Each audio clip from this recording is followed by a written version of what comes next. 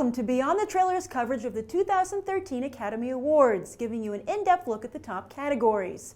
And be sure to cast your own vote for who you think should win in our poll at tinyurl.com/BTT Oscar Vote 2013. There's even a write-in section. Now let's take a look at the first half of the 9 nominees for Best Picture. Amour. Audiences would love it if Academy voters were a little more maverick with their nominations. But Academy voters feel they do think outside the box. It's just they're looking to shine a spotlight on the more obscure films that power the craft of filmmaking creatively, rather than those that power the industry financially. Thus, this Best Picture nomination for Amour, only the 4th film to ever score both Best Picture and Best Foreign Language Film nominations. The others are Z, Crouching Tiger, Hidden Dragon, and Life is Beautiful. All 3 won Best Foreign Language Film, but alas, not Best Picture. But Amour's chances to break the trend look strong, as the pick is also nominated for Best Director and Best Screenplay, both big indicators for a Best Picture win. Finally, considering that the median age of Academy voters is 62 and the group is almost entirely white, the story about an elderly pair of retired music teachers married, coping with one having a stroke in French, might be right on target. Argo.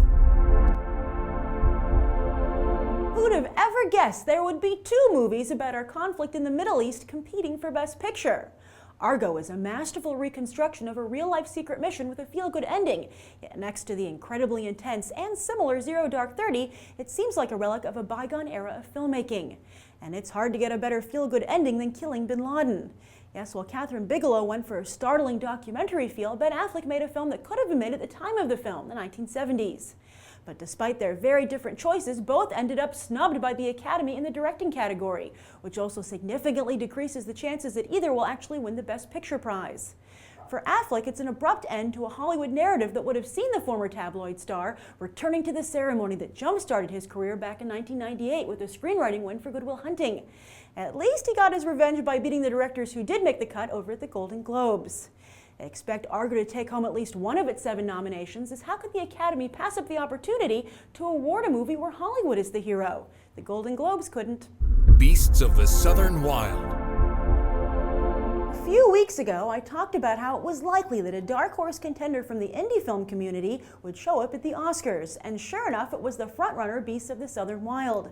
While it was ignored by the other major awards shows like the Golden Globes and SAG, Cannes, AFI, IFP's Gotham Awards, and several critic circles all heralded the film. It's this pick and Amour which are the Academy's 2 maverick choices, and this one comes with the added bonus of discovering hot new talent, director Ben Zeitlin and young star Quvenzhané Wallis, who were both nominated. In fact, while Beasts of the Southern Wild only has 4 nominations, all are in major categories. But considering the tough competition in the Best Picture category, it's more likely that it's the hot new talent and not the picture itself, which will ultimately win the gold. Django Unchained. Looks like Quentin Tarantino has not only discovered the recipe for box office gold, but awards gold as well. While he did make the rounds back in 1995 with Pulp Fiction, he's suddenly become a fixture of the awards circuit thanks to his bold historical genre flicks. However, despite racking up 8 Oscar nominations, Inglourious Basterds only took home the trophy for Best Supporting Actor. So the question is, while Django Unchained has just 5 nominations, will it be able to seal the deal on a few more? It's a tough call, as Christoph Waltz is dangerously close to once more stealing Tarantino's spotlight. Thankfully, Tarantino also just won for screenwriting at the Golden Globes, and Waltz could again walk away with Django's sole Oscar. If that happens again this year, Tarantino might want to consider if what Waltz brings to his movies outweighs the attention Waltz takes away, not just from Tarantino, but everyone else who's making them. Les Misérables. At the beginning of this year's awards season, I said that the only film that stood in the way of Lincoln's Best Picture win was Les Mis. But that was before director Tom Hooper was snubbed by the Academy, calling into question whether a flick could take home the gold without a director nod, the same problem facing Argo and Zero Dark 30. However, Les Mis has one ace up its sleeve, that it's reinvented the movie musical. As I'm sure you've heard several times by now, as Universal has been very good at getting the word out, the cast sang the songs on set rather than lip-sync to pre-recorded versions. Why hasn't this always been the way it's done? Anyway, the result is pretty spectacular, but that directing snub means the Academy is giving credit to those that did the singing rather than those that captured it on film.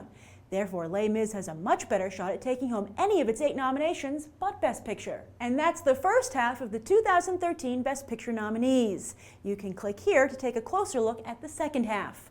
Which film do you think deserves the Oscar? Leave your comments down below, and don't forget to vote in the Beyond the Trailer Oscar poll. It closes on February 12th. I'm Grace Randolph and hope you'll check out the rest of BTT's Oscar coverage.